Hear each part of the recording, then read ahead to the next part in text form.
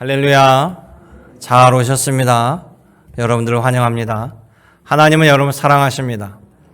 이 시간 그 마음을 마음에 품으시고 우리 앞뒤 자문과 서로 인사하겠습니다. 환영합니다. 축복합니다. 또 말씀의 은혜 받기를 원합니다.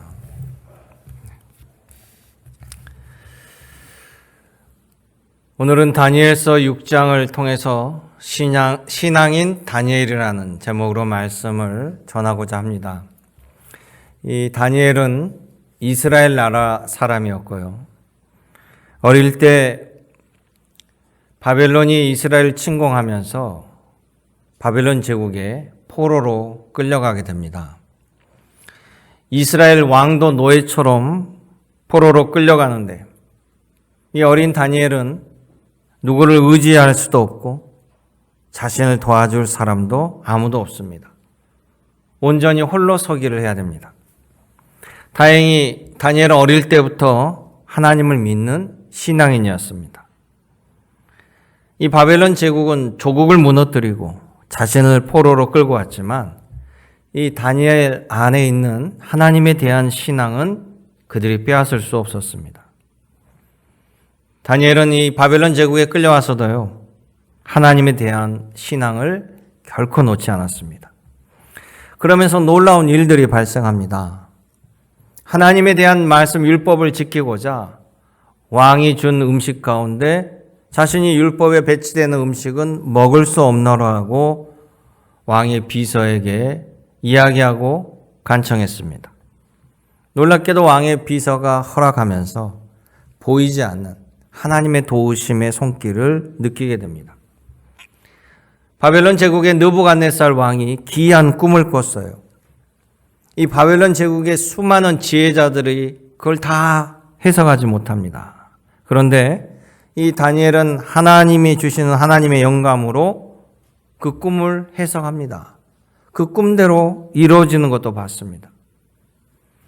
나중에 바벨론 제국의 벨사살 왕 때는 이 벨사살 왕이 1,000명을 데리고 연회를 벌이는데 이 연회장에 갑자기 허공에 손이 나타나서 벽에다 글씨를 씁니다.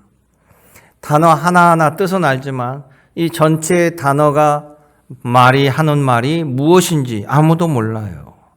그럴 때도 이 다니엘은 하나님이 주신 영감으로 바로 이 말씀이 이제 바벨론 제국이 다 끝에 다다랐다. 하나님께서 멸망을 가르쳐 주시는 말씀이었어요. 다니엘은 그 말씀처럼 바벨론 제국의 멸망을 눈앞에서 보게 됩니다. 그리고 다니엘이 속했던 그 나라의 주인이 다시 한번 바뀝니다. 메대 나라가 이 바벨론을 무너뜨리고 그 바벨론 지역의 통치자로 새로운 주인이 들어서게 됩니다. 이 다니엘은 이전 사람의 관리였어요.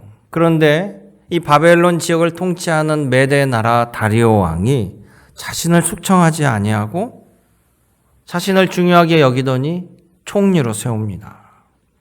다니엘 스스로 하고자 한 것이 아닙니다. 자신의 노력으로 될 수 있는 것도 아닙니다. 그런데 6장에 와서는 이 다니엘이 바로 신앙인 다니엘로서 보여주는 중요한 사건이 벌어집니다.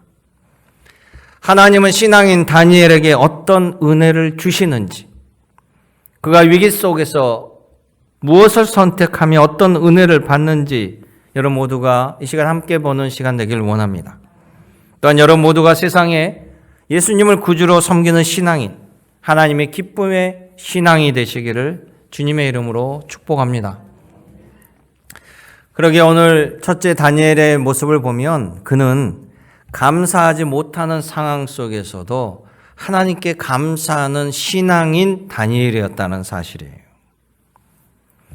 이 바벨론 제국을 무너뜨린 메대 나라의 다리오 왕이 다니엘을 매우 이쁘게 보고 그를 총리 위에 총리로 세웁니다. 이 메대 왕은 바벨론 지역을 통치하면서 120명의 총리를 세워서 각 지방 수령처럼 파송을 해요. 그리고 120명 총리 위에 3명의 총리를 세우는데 그 중에 하나를 다니엘로 총리를 세웁니다. 그리고 다리오 왕이 보니까 이 다니엘이 뛰어나요. 지혜도 뛰어나고 성품도 좋고 일의 업무 처리도 탁월합니다. 그래가지고 이 다리오 왕이 그를 아주 높이 보면서 아예 자기 다음 1인 총리로 세우려고 해요. 그랬더니 이 메대 나라의 신하들이 난리가 났습니다. 시기 질투가 하늘을 찌릅니다. 아니, 이전 제국의 사람 숙청하지도 않고 이렇게까지 중용할 수가 있나? 우리들의 위에 왕의 다음으로 세운다고? 이건 아니지. 그래서 그들이 함께 모의합니다. 다니엘을 올가맬 수 있는 그걸 찾는데요. 업무적으로나 성품적으로나 찾을 길이 없어요. 근데 딱 하나 공격거리가 보입니다. 그것이 바로 다니엘은 하나님을 섬기는 신앙인이라는 것. 그래서 대신들이 왕에게 와서 왕이 거절할 수 없는 요청을 합니다. 왕이시여, 우리 메대 나라가 이 바벨론 지역을 이제 통치하는데 이걸 통치를 잘 하려면 왕권을 세워야 됩니다. 그러기 위해서는요, 30일 동안 다른 모든 신에게 경배하는 것을 중단시키고 우리 왕을 신처럼 경배하는 법을 만들어 선포해야 됩니다. 이것을 어길 때는 이 나라의 정면 도전이라고 생각하고 반드시 사형을 내려야 됩니다. 이렇게 성경에 의하면 총리, 수령, 총독, 보좌관, 지휘관들이 때로 몰려와서 왕에게 간청하는 거예요. 왕도 그 청을 무시할 수가 없어요. 결국 왕은 30일간 왕 외에는 어떤 것도 경배하지 못한다는 법에 사인을 합니다. 발효시켜요. 어기면 죽습니다. 여러분, 이렇게 악한 자들은요, 다양한 방식으로 하나님의 자녀들을 공격합니다. 옛날이나 지금이나 마찬가지. 성경에 의하면 주님 재림하신 날까지 계속 공격은 이어질 거예요. 우리가 수요예배 때 에스더서 말씀을 봅니다. 그 에스더서 말씀을 보면 거기서도요, 똑같은 패턴이 나타나요. 그때는 바사제국 왕궁에서 일어난 일인데 하만이라는 총리가 유대인들을 몰살할 계획을 세워요. 그러면서 동일한 방식으로 얘기합니다. 왕이시여, 우리 바사제국은 수많은 민족들이 있습니다. 그런데 저 유대인들은 독특하게 하나님 외에는 어떤 다른 신도 인정하지 않고 경배하지 않습니다. 이번 기회에 왕권을 위해서라도 저들을 잡아야 됩니다. 그런데 왕의 입장에서 보면 유대인들이 노예처럼 노동력을 제공하는데 유대인 전체를 몰살하면 국가에 큰 손실이에요. 경제적인 큰 손해를 입어요. 그러니까 왕이 주저하니까 이 하만이라는 총리가 왕이시여, 경제력 손실에 대해서 걱정하지 마십시오. 제가 전 재산을 국고에 기부하여서 이것을 메꾸겠습니다. 왕은 절대 손해날 게 없습니다.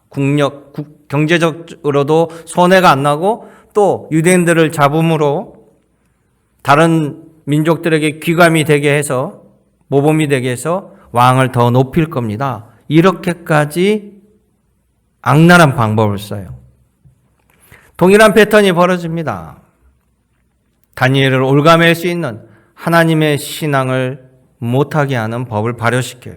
자, 이런 상황 속에서 신앙인이라면 어떻게 할까요? 다니엘은 어떤 선택을 해 나갈까요?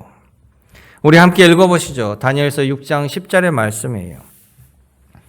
다니엘이 이 조서에 왕의 도장이 찍힌 것을 알고도 자기 집에 돌아가서 윗방에 올라가 예루살렘으로 향한 창문을 열고 전에 하던 대로 하루 3번씩 무릎을 꿇고 기도하며 그의 하나님께 감사하였더라. 아멘.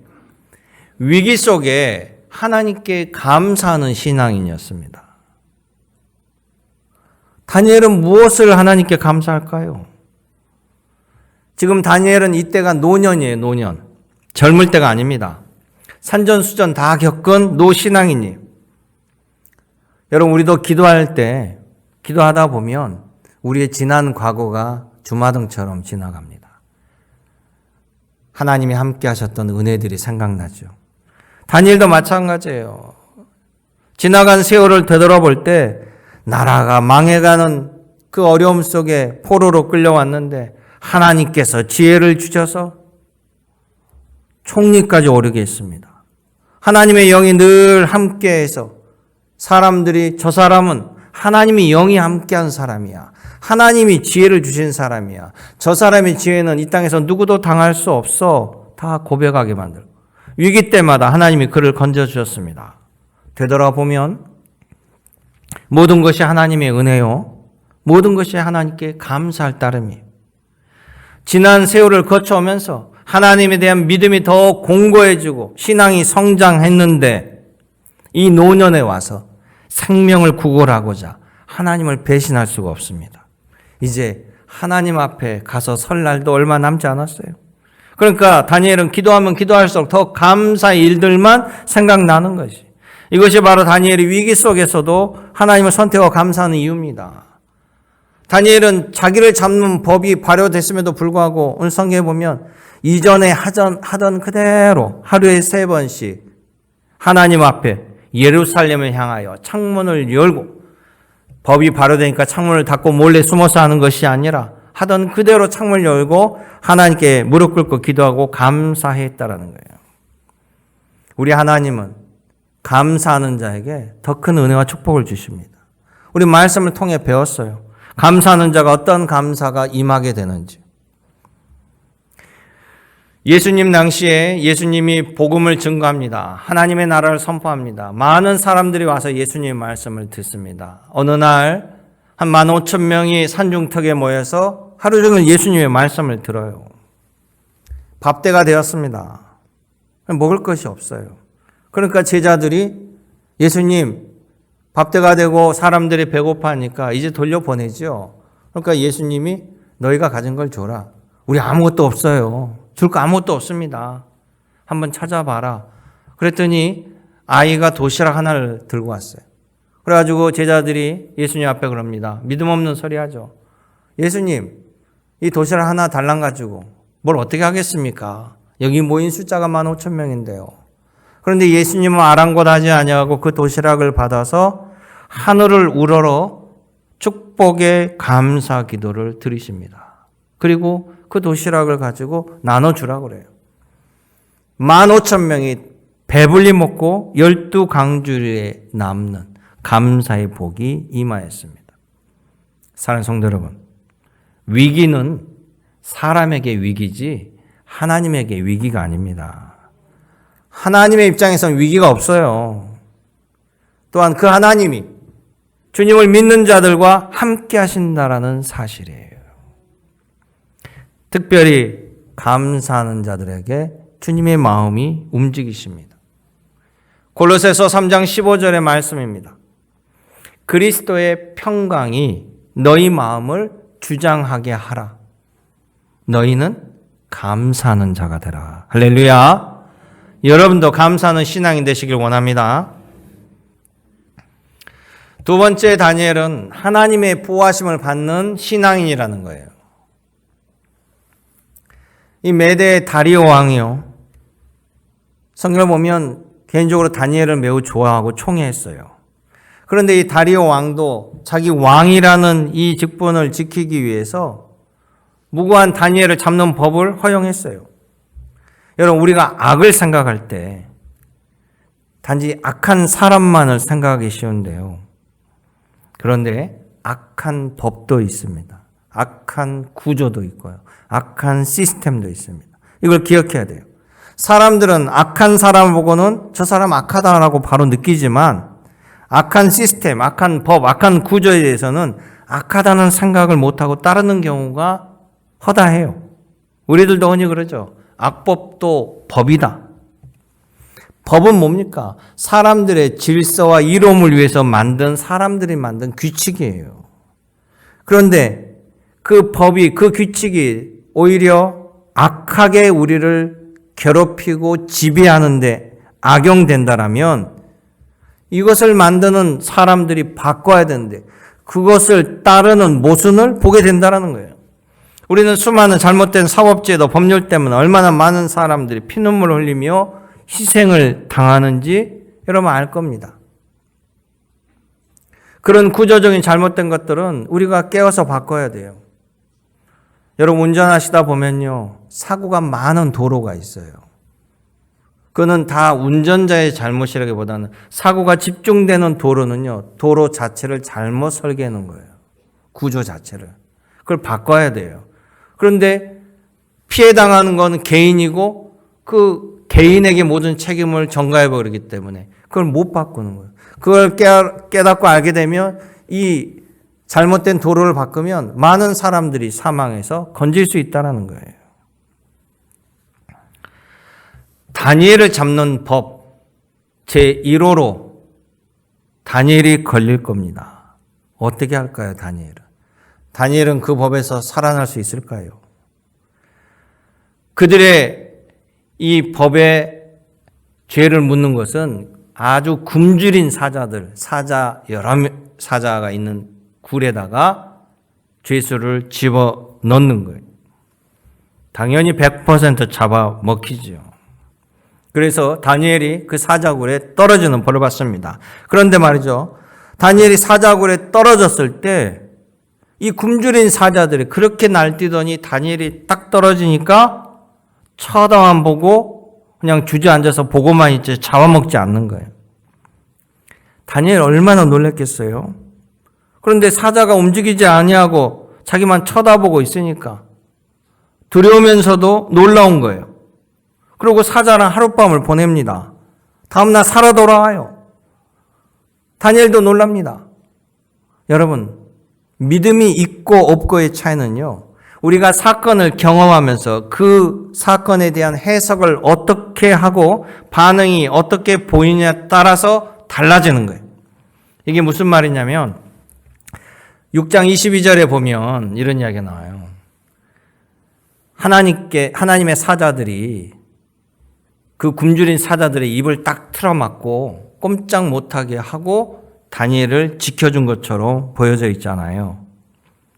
이게 다니엘의 눈앞에 보여주는 실제 벌어지는 현상이라기보다는 다니엘이 지금 사자굴에 들어가 있는데 저 사자들이 나에게 달려들지 않냐고 그냥 온순하게 앉아있는 그 모습을 보면서 하나님께서 지금 천군 천사를 통해 사자를 주관하고 나를 보호하시는구나 라고 믿음으로 해석한 거예요. 그래서 다니엘은 하나님이 나를 지켜주셨습니다, 이렇게 믿음으로 고백할 수 있다는 거죠. 이게 하나님이 지켜주셨다라는 다니엘의 고백이 맞다라는 이유는 그 뒤에 벌어진 사건을 보면 다니엘의 고백이 맞고 하나님이 보호하신 게 맞습니다. 자, 다리오 왕은 다니엘을 사랑하고 애착을 가져요. 근데 법은 자기가 사인했잖아요. 병 주고 약 주고. 사자굴에 던지면서 한편으로는 그를 생각해요. 그래가지고 가슴을 저리고 밤새 잠을 못 자고 새벽이 되자마자 막 사자굴로 뛰어갑니다. 궁금하니까. 어떻게 됐을까? 그러고는 사자굴에 도착해서 다니엘아, 다니엘아 하고 소리 지릅니다. 그랬더니 다니엘이 네! 멀쩡하게 대답하고 살아오는 거예요. 다리오 왕은 충격을 받습니다. 이건 신의 기적이야. 다니엘이 선하다는 증거야. 그래가지고 이 다리오 왕은 분노하는 거예요. 다니엘을 모함한 사람들. 다니엘 모함하는 사람들 뿐만 아니라 그 가족까지 다 잡아오라고 그래가지고 바로 그 동일한 사자굴에 던져버려요. 자, 24절 말씀 함께 보시죠. 그들의 처자들과 함께 사자굴에 던져 넣게 하였더니 그들이 굴 바닥에 닿기도 전에 사자들이 곧 그들을 움켜서 그 뼈까지도 부서뜨렸더라. 할렐루야. 이 말은 사자들이 못 먹는 사자가 아니에요. 식욕이 왕성한 사자들이 맞습니다. 그런데 다니엘이 들어왔을 때는 먹지 않냐고 쳐다만 보고 있고 이들은 땅에 떨어지기도 전에 뛰어올라서 사자들이 다 집어삼켰다는 거예요. 바로 다니엘이 고백한 것처럼 하나님께서 이 사자들의 입을 주관하셔서 다니엘을 보호하는 것이 맞습니다. 할렐루야. 그래서 여러분, 복 있는 선한 신앙인들과 함께할 때 복 받는 거예요. 여러분들이 축복의 통로가 될 줄로 믿습니다. 악한 남편, 악한 아버지, 악한 엄마, 그 악한 영향력 때문에 오늘 본문에 보면 아무 죄 없는 아내와 자녀들까지 사적으로 해서 먹힘을 당한다는 사실이에요. 그래서 우리가 하나님의 자녀들이 여러분 선한 영향력을 펼쳐야 됩니다. 여러분들이 여러분 가정과 직장과 사회에서 선한 축복의 통로가 되어야 돼요. 그래야만 내 가족도 복받는 하나님의 자녀의 은혜를 누리게 되는 거예요. 믿으시면 아멘하시기 바랍니다. 결국 악한 이들은 자기가 넘어지고 멸망합니다. 하나님이 지키시기로 작정하면 누구도 손대지 못해요. 이스라엘이 남북 이스라엘로 갈려가지고 위쪽은 북이스라엘, 남쪽은 남유다였습니다. 남유다 왕 중에 히스기야라는 왕이 있는데 이 히스기야 왕은 하나님께서도 선한 왕으로 인정한 왕이었어요. 이 히스기야 왕이 죽을 병에 걸리니까 가장 먼저 하나님의 전에 달려와서 하나님께 엎드려 기도합니다. 하나님께서 그를 죽을 병에서 건져주시고 생명을 연장해 주셔요. 북이스라엘은 당시 아수르 제국에 의해서 멸망당합니다. 그리고 남유다만 남았어요. 그러면 아수르 제국은 당연히 남유다도 무너뜨리려고 작정합니다. 뭐 북이스라엘만 무너뜨리고 남유다는 놔두게요. 그래서 끊임없이 남유다를 침공해 왔어요.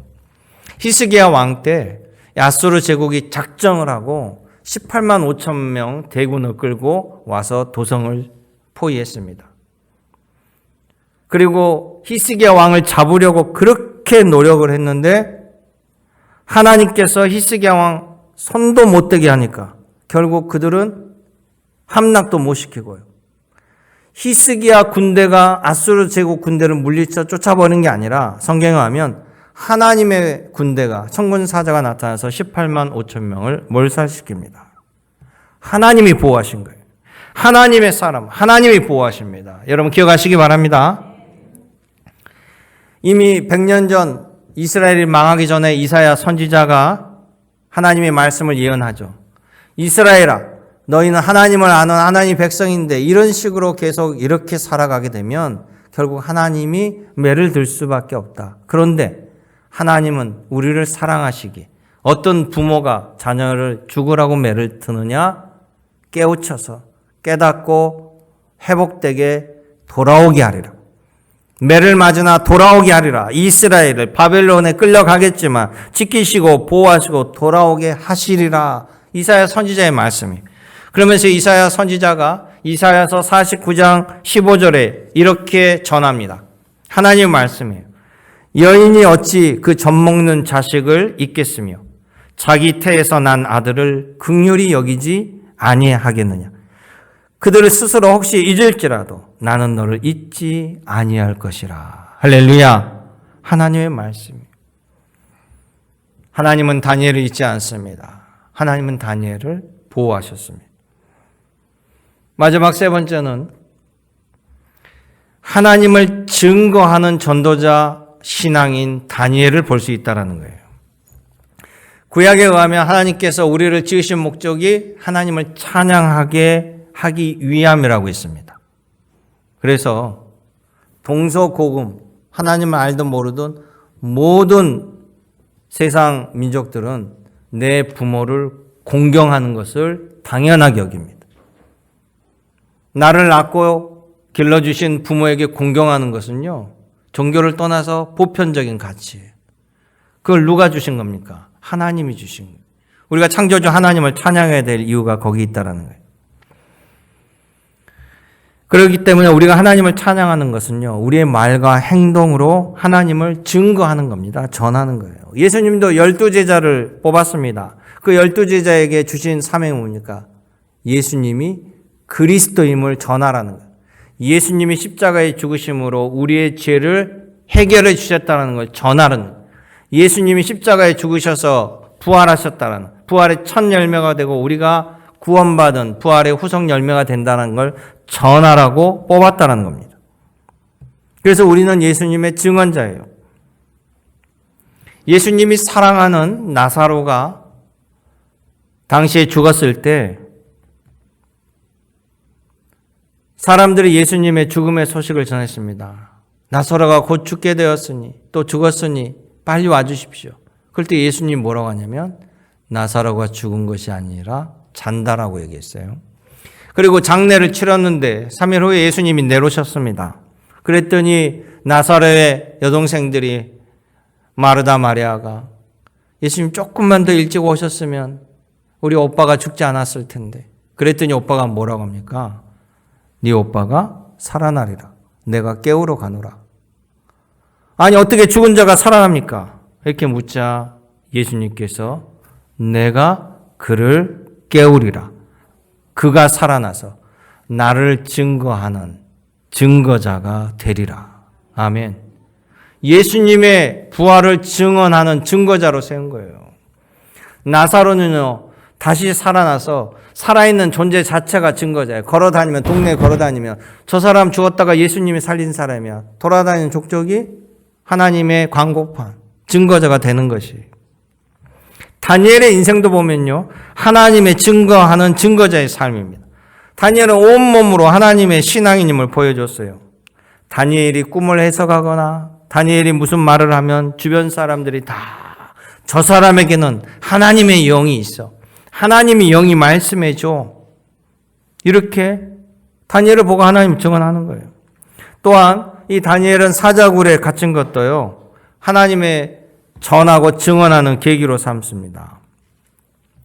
이 다리오 왕은 평소 다니엘의 신앙을 잘 알아요. 그리고 그가 총명하고, 그래서 다리오 왕은 다니엘을 아꼈다고 했잖아요. 그런데 자기도 어쩔 수 없이 사인할 수밖에 없어요. 사형 선고에 사인을 했습니다. 사자굴에 보내는 그가 가슴 아파하면서 16절에 이렇게 얘기해요. 16절에 너가 항상 섬기는 너의 하나님이 너를 건져주실 거야. 이렇게 얘기해요. 다리오 왕이 믿음이 있어서 얘기한 게 아닙니다. 다니엘을 보면서 너를 지키시고 보호하신 하나님이 너의 말처럼 살아계신다면 도와주지 않으실까? 아예 없어. 소망의 마음을 가지고 얘기했어요. 그랬는데 진짜로 다니엘이 살아서 돌아온 거예요. 깜짝 놀랐죠. 말은 그렇게 했지만 실제 살아서 돌아오니까 다리오 왕이 전율을 느끼면서 다니엘에게 묻습니다. 어떻게 된 거야? 어떻게 살아온 거야? 물어보죠. 그랬더니 다니엘이 다리오 왕에게 이렇게 얘기합니다. 내가 사자굴에서 살아 돌아온 것은요, 그 사자굴에 하나님의 사자가 사자 입을 틀어막아서 나를 해치지 못하게 해서 내가 이렇게 살아온 겁니다. 하나님이 하신 일입니다. 할렐루야. 믿음의 고백으로 전하는 거예요. 다리오 왕은 놀래도 살아 돌아온, 기적에서 살아 돌아온 다니엘이 얘기했기 때문에 믿지 아니할 수가 없어요. 만약 나 같으면 다니엘이라면 이렇게 얘기할 거예요. 하나님이 나를 건져주고 살려줬습니다. 못 믿으세요? 그럼 좀 들어가 보세요. 왕이 한번 들어갔다 오실래요? 다리오 왕은 안 믿을 수가 없죠. 우리가 하나님의 증언자로 살 때요, 내 언어, 내 행동에서 나타나는 하나님의 역사를 세상 사람들도 보게 되어서 그들 입으로 하나님을 고백하게 만드는 증언자의 삶으로 살아야 된다는 사실이에요. 우리 교회 권사님의 간증을 제가 들었습니다. 다음 달 3월호에 나올 우리 문서 전도 책자에 간증이 실릴 겁니다. 여러분도 보시면 정말 은혜가 넘칠 거예요. 그 권사님이 집에서 혼자 신앙생활 합니다. 혼자 교회 나옵니다. 남편도 교회 안 나오고 가족들도 안 믿습니다. 그러면 참 어려움 많아요. 본의 아닌 핍박도 많이 받습니다. 우리가 그냥 안 믿는 사람들이 가족이 함께 있으면 꼭 나라를 대표하는 대사처럼 여러분들이 하나님의 대사가 돼가지고 뭐 이만큼만 일만 있으면 너 교회 다니잖아. 너 집사잖아. 권사가 이래? 나보다 못하네? 별의별 핍박을 다 해요. 속 뒤집힙니다. 화내려고 그러면 이래놓고 교회 다녀? 너 기도하고 뭐하고 왔어? 이렇게 얘기합니다. 그죠? 이래도 참아야 되고 저래도 참아야 되고 그리고 그렇게 공격하면서 또 자기 어려운 일 있으면 나 위해서 기도해 안 해? 왜 내 기도 안 해줘? 그렇게 기도가 원하면 본인이 와서 기도하면 되잖아요. 기도했냐 안 했냐 그것도 다 따져요. 그래서 가족 전도가 정말 어려운 거예요. 그래도 해야 됩니다. 어떻게 하겠습니까? 근데 자꾸 그런 소리를 들으니까 가족한테 전한다는 게 상당히 위축을 받아요. 왜? 내가 몇 배로 잘해야 돼요. 한 번이라도 실수하면. 여러분, 그래도 여러분은 나아요. 목회자는 얼마나 힘든지 아세요? 우린 영원한 목사야. 영원한 전도사고. 아버지, 엄마가 우리를 볼 때도 우리는 때로는 아들이고 딸이고 자녀잖아요. 우리도 사랑받고 싶잖아요. 근데 부모님은 너는 목사잖아. 너는 전도사잖아. 외로워요, 실은. 그게 하나님만을 바라볼 수밖에 없어요. 그런데 그 권사님, 누님이 어느 날 카톡에 사진을 쫙 보내왔는데 성경책과 십자가가 교회를 안 나가는 언니인데 그리고 제대로 전도도 못 해봤는데 온 거예요. 놀래서 통화를 했더니 근처에 교회를 나가고 있대요. 아니 왜? 어떻게 그런 일이? 그 언니가 내가 어렵고 힘들 때 너하고 통하면 너는 항상 날 위로해주고 참 말이 따뜻하고 어릴 때 함께 자라왔지만 너하고 나하고는 다르게 너는 항상 당당하고 또 자신 있고 즐거워하고 기쁘게 사는 것 같다. 과연 너하고 나하고의 차이점이 뭘까 봤더니 너는 어려서부터 열심히 교회를 다니고 신앙생활을 하고 그러니까 너는 보니 인덕도 많고 인복도 많고 몸 복은 다 받은 것 같은 것처럼 보이는 거예요. 그래서 나도 너가 믿는 하나님을 알아보고 싶어. 너한테 떨어지는 그 축복 나도 받고 싶어. 할렐루야.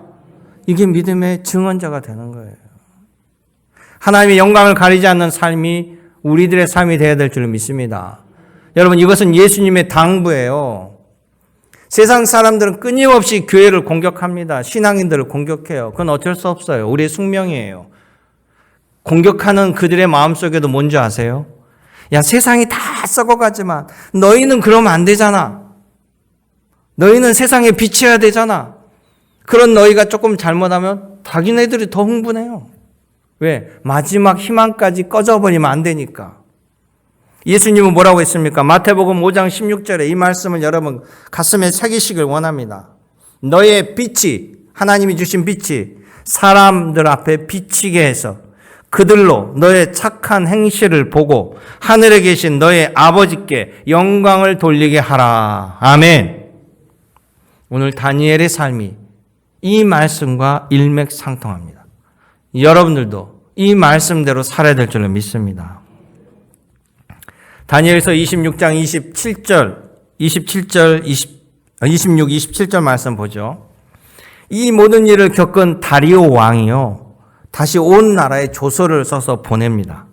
거기에 보면 26절에 보면 내가 이제 조서를 내리노라. 내 나라 관할 아래에 있는 사람들은 다 다니엘의 하나님 앞에서 떨며 두려워할지니 그는 살아계시는 하나님이요 영원히 변하지 않으실 이시며 그의 나라는 멸망하지 아니할 것이요 그의 권세는 무궁할 것이며 그는 구원도 하시며 건지시기도 하시며 하늘에서든지 땅에서든지 이적과 기사를 행하시는 이로써 다니엘을 구원하여 사자의 입에서 벗어나게 하셨습니다. 할렐루야. 믿음의 사람의 얘기가 아니에요. 다니엘의 고백이 아니고 믿지 아니한 다리오 왕이 다니엘을 보면서 이렇게 구구절절히 고백했다라는 거예요.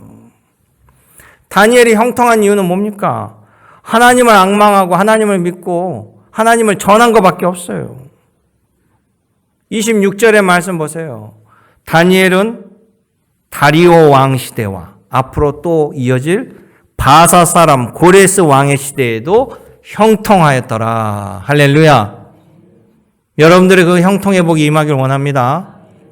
신약에 보면요, 이 사도 바울은 예수님의 대적자였잖아요. 그런데 예수님에게 은혜를 체험하고 사람이 180도 바뀌어요. 그러면서 그때부터는 열심히 복음을 증거합니다. 복음 증거하니까 막 수많은 돌도 맞고 혼절하고 말할 수 없는 고통을 당했어요. 그런데 끝까지 하나님을 바라보면서 말씀을 증언합니다.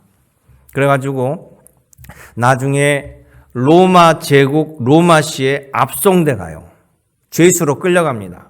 배를 타고 가는데 그 배에는 군인도 있고 또 호송하는 죄수 호송하는 사람들 그리고 죄수들 선원들 같이 탄 배예요.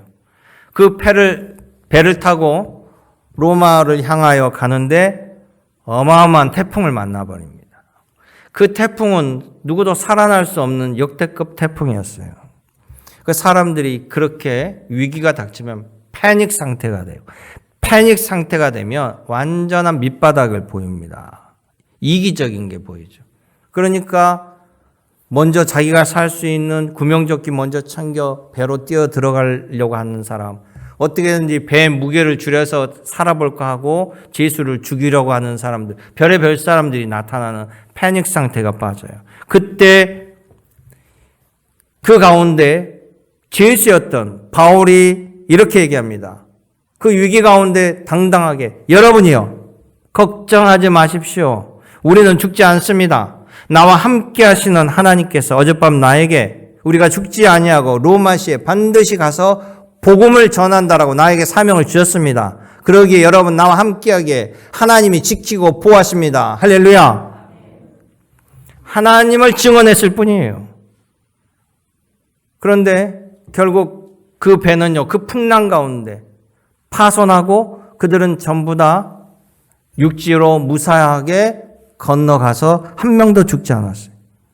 바울 때문에 배 안에 다른 사람들 다 목숨을 건지게 되었어요. 그들 모두가 다 하나님이 하신 일을 체험할 수밖에 없어요. 아무 일도 없이 파산이 됐거나 우연히 건져진 게 아니라 분명하게 바울이 말한 그대로 일어났기 때문에 하나님의 역사를 부인할 수 없었다는 거예요.